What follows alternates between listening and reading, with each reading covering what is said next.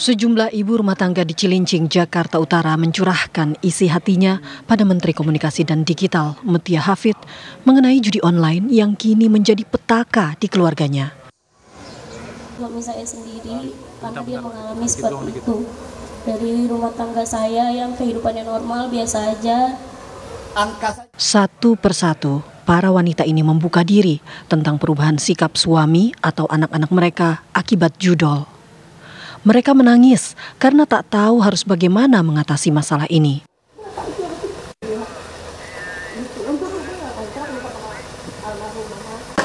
Pusat Pelaporan Analisis Transaksi Keuangan (PPATK) menyebut bahwa transaksi judol di Cilincing tertinggi di Jakarta. Mutia meminta maaf pada masyarakat, apalagi di kementeriannya ada sejumlah anak buahnya yang justru melindungi bandar judi online. Sebuah pengkhianatan yang membuat Mutia tercekat saat berbicara di hadapan para ibu rumah tangga ini. Perempuan dan anak. Karena itu saya ingin mengajak ibu-ibu semua. Kalau di Kemkom Digi aja alatnya terbatas. Itu pun seperti yang mungkin ibu bapak lihat kemarin. Saya juga minta maaf ibu bapak bahwa dari kantor kami kemudian ada yang terlibat. Sedihnya luar biasa. Karena saya seperti ibunya dari kantor itu. Sama kayak kalau ibu ada anak-anak yang terlibat pasti sedih, ya. Jadi kenapa saya sampaikan kepada tim Pak PJ Group, saya ketemu dengan ibu-ibu. Karena alat saja, alat saja, secanggih apapun, meskipun nanti kan kita bersihkan, kita bereskan ya ibu-ibu, tapi seberes apapun, sebersih apapun, alat dan pengawasan tidak akan cukup. Karena kami tidak bisa menjangkau rumah-rumah tangga. Para warga masyarakat Kelurahan Sember Barat. Mutia berjanji akan memperbaiki sistem aduan agar masyarakat bisa dengan mudah melaporkan kasus judol. Kemkom Digi juga akan bekerja sama dengan pemerintah provinsi untuk mengatasi masalah judi online dan pinjaman online yang menurut Mutia sudah menjadi wabah. Utamanya di Kelurahan Sember Barat. Terima kasih kepada Ibu semuanya. Dari Jakarta, Faris Noval, Victor Ardiansyah, TV One mengabarkan. Kita berharap sekali dari acara ini terkait pencegahan dan penanganan judi online di lingkungan sekolah.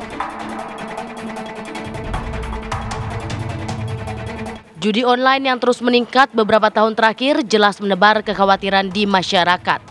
Judi online tidak hanya menjadi candu, bahkan menelan korban jiwa.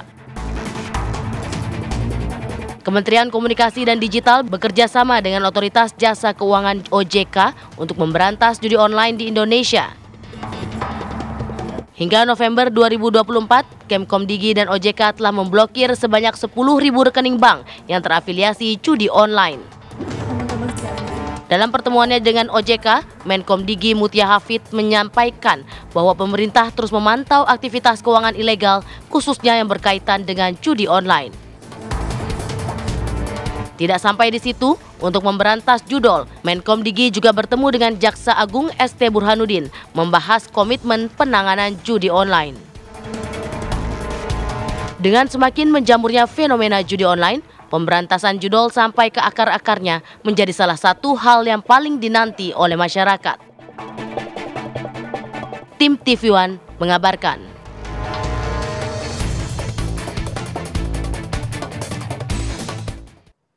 Iya, ini fenomena yang kalau kita lihat sebenarnya fenomena lama, sering terjadi tapi makin mengakar dan makin luas. Kita coba akan bahas hal ini bersama dengan sejumlah narasumber kami. Pemirsa sudah hadir di studio Apa Kabar Indonesia Pagi, ada Bang Ardi Suteja, Ketua Indonesia Cyber Security Forum. Selamat pagi, Bang. Selamat pagi, Bang. Pagi.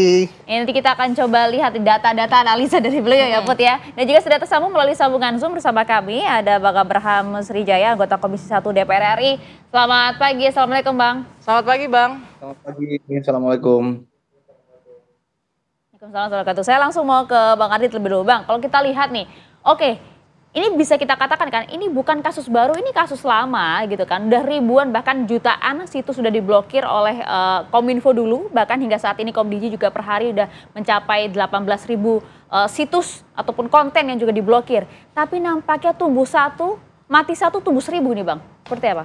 Ini kan sesuatu fenomena yang sebetulnya kita harus antisipasi ya sejak era digital ya. Bahkan 2013 saya masih ingat tuh kita udah punya kajian ya, pembuatan laporan ya di Kemenko Polhukam tuh terkait juga ancaman-ancaman yang akan muncul ya, termasuk salah satu fenomena ini judi online. Bahkan kalau kita lihat di negara-negara lain seperti Brasil itu juga sekarang sudah menjadi persoalan besar ya. Jadi masalah judi online ini bukan hanya fenomena di Indonesia tapi sampai seluruh dunia, terutama negara-negara berkembang ya, yang ekonominya juga sekarang lagi mengalami kontraksi ya. Itu pasti akan muncul fenomena itu karena orang perlu sumber dana ya yang mudah, ada iming-iming seperti itu. Dia cari yang mudah, jalan pintas itu tanpa berpikir panjang. Akhirnya terlihat muncullah judi online. Nah, habis judi online susah duit, apalagi dia cari kan? Berikutnya kita udah tahu ceritanya kan. Nah itu. Pinjol akhirnya. Itu. Tapi sesulit itukah Bang untuk memberantas ini? Kalau kita orang awam kan melihat kan sudah ada OJK, PPATK, sebenarnya gampang ya memblokir gitu. Kenapa sekarang malah meningkat angkanya setiap tahun? Itu kan baru sumber duitnya. Alur peta sumber duitnya kelihatan.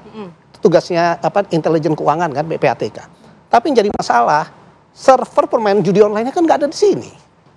Itu ada di luar negeri. Nah itu sulit kita berantas. Sulit. Karena di negara lain, di mana kita belum tentu punya perjanjian bilateral untuk mengusut ke sana. Ada juga kalanya judi ini adalah sumber pendapatan bagi negara. Ini jadi negara di mana server itu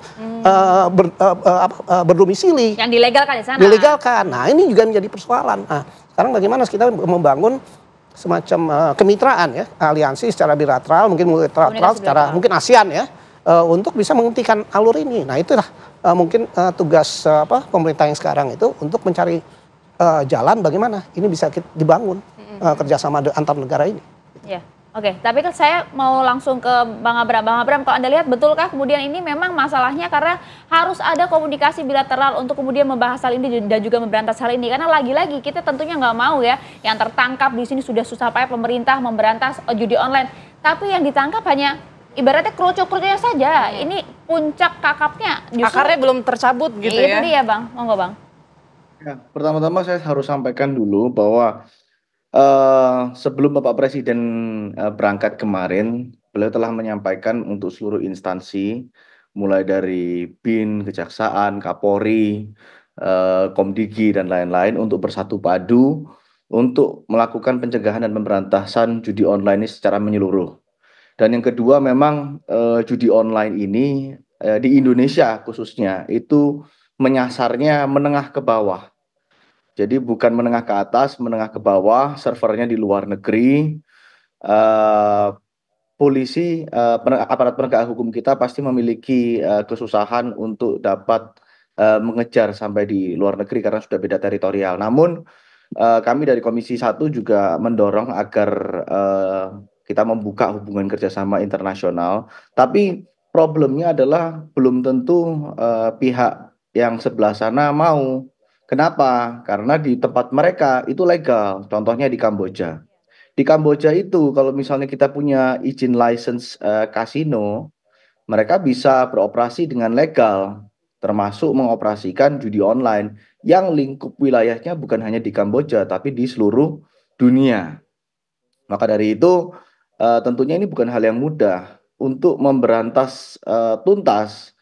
Itu menurut saya adalah keniscayaan. Tapi kita bisa melakukan pencegahan semaksimal mungkin itu bisa dilakukan.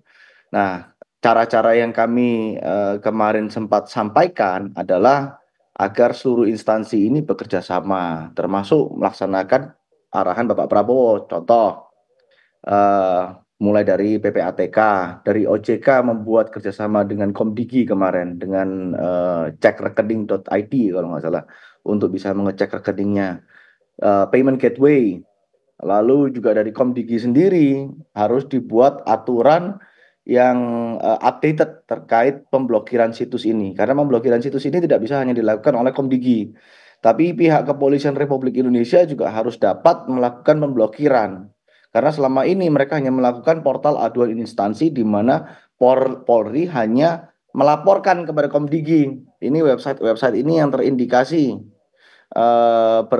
bermuatan negatif, lalu Komdigi memverifikasi dan diblok. Tentunya itu tidak efisien. Perlu dibuat dashboard bersama antara Polri dan Komdigi sehingga semua pihak dapat ikut mengawasi. dan harus dibuat peraturan formilnya yang jelas. Baik. Gitu mungkin dari saya. Ya. Bang Abraham, tadi kan Anda bilang ya, maksudnya di negara tertentu itu legal. Nah, kita agak sulit nih untuk memberantasnya. Yang bisa kita lakukan adalah pencegahan. Tapi pertanyaannya, ini tersangka judi online ini justru ada internal dari Komdigi sendiri. Malah justru yang harus memberantas mereka yang memelihara website-website judi online ini. Nah, menurut Anda ada yang salah nggak sih dengan sistem mungkin di pemerintahan ataupun di Komdigi sendiri? Iya, kalau misalnya Komdigi tentunya sedang melakukan perbaikan. Kita melihat betul Bu Menteri kita sedang melakukan restrukturisasi secara menyeluruh ya. Namun memang menurut saya sebelum dipegang Bu Menteri ini ada banyak kesalahan secara struktural maupun secara formilnya. Banyak sekali yang dilanggar. Ya, bukan hanya terkait dengan tes seleksi anggotanya, namun juga tata caranya juga ngawur, tata cara pemblokiran situs. Misalnya contoh yang dikatakan tenaga ahli yang orang luar dapat melakukan pemblokiran, ini tentunya sudah melanggar ya, tentunya sudah salah. Nah, perlu ditarik tahu pada pihak kepolisian perlu mencari tahu, kan di situ disebutkan ada kantor satelit, kantor di luar Kemenkominfo ya. Saya sebutkan Kemenkominfo karena dulu Kemenkominfo ada kantor satelit namanya. Kantor satelit ini siapa yang buat, siapa yang mendanai, isinya siapa saja, apakah ada sipil di situ. Nah, juga perlu dicek. Ini data ini dari Kemenkominfo berangkat ke kantor satelit ini melalui apa? Karena ini kan mobile.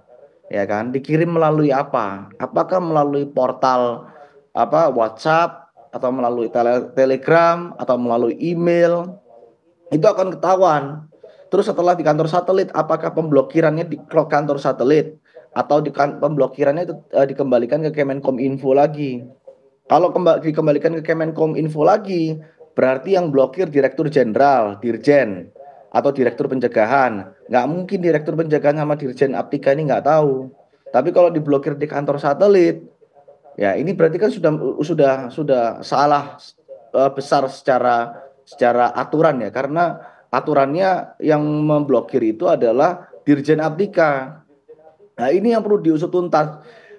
Kita harus mencari siapa intelektual dadernya, siapa ini otak di belakangnya ini, hingga bisa beroperasi begitu bebas di sini. Karena tidak mungkin dong. Sekarang saya mau melakukan pemblokiran. Dugaan Anda siapa, Bang Abraham? Kenapa? Dugaan Anda siapa, Bang, kalau begitu? Dugaan saya adalah, ini dugaan saya yang terlibat ya. Saya bilang terlibat itu dalam berarti tentunya ada presumption of innocence. Saya nggak bisa mengatakan oh ya dia bersalah. Yang terlibat yang harus diperiksa itu mulai dari Direktur Pencegahan ke atas itu harus diperiksa semua. Kenapa? Direktur Pencegahan, Dirjen Aptika, berikut mantan Menkominfo juga harus diperiksa. Terlepas dia salah atau nggak salah, itu wajib diperiksa. Kenapa? Karena untuk memberikan keterangan yang sebenar-benarnya, untuk memberikan penjelasan bagaimana struktur yang benar di Menkominfo ini harus dijelaskan. Juga harus dijelaskan juga SOP-nya bagaimana gitu loh. Karena nggak bisa mengatakan anak buah doang yang diperiksa, nggak bisa. Tenaga ahli yang ditangkap itu tenaga ahli menteri. Jadi itu menterinya juga harus diperiksa. Ya, sampai di sana dulu, Bang Abraham. Oke, nanti saya ingin ke Bang Ardi. Apakah betul seperti yang disampaikan? Tata cara pemblokiran situsnya pada era kepemimpinan menteri sebelumnya ngawur. Dijawabnya nanti ya, Bang. Sesaat lagi, usai jeda.